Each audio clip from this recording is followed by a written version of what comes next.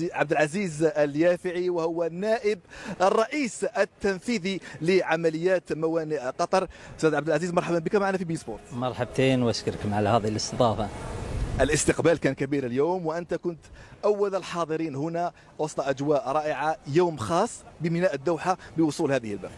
الحمد لله رب العالمين. طبعا اليوم نسجل فصل آخر من فصول النجاح لدولة قطر لاستضافة هذا الحدث المهم. اليوم أثبتنا جاهزية واستعدادنا لاستضافة بطولة كأس العالم.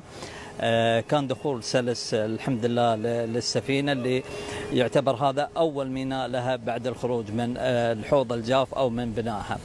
الميناء تم تطويره بشكل كبير لاستقبال هذا الفندق العام، والحمد لله رب العالمين. الميناء هذا راح يستقبل بالإضافة إلى الفندق العام هذا العديد من الفنادق العامة، بالإضافة إلى اليخوت اللي راح تخصص لاستقبال جماهير كأس العالم.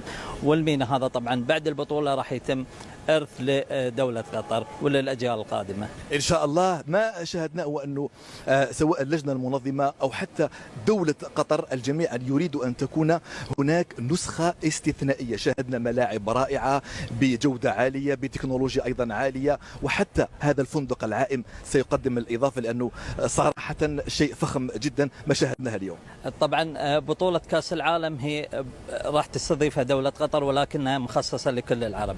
احنا اليوم إن شاء الله راح نثبت للعالم أن بطولة كأس العالم هذه راح تغير الصورة النمطية لمنطقة الشرق الأوسط بشكل عام، وراح نعمل على إثراء التجربة لجميع ضيوف الدولة، بالإضافة إلى إبراز السمات الحضارية والثقافية والفنية وكذلك الاجتماعية والثقافية لدولة قطر. شكرا جزيلا لك أستاذ عبد العزيز، وبالتوفيق إن شاء الله. العفو، مشكورين على الاستضافة. شكرا.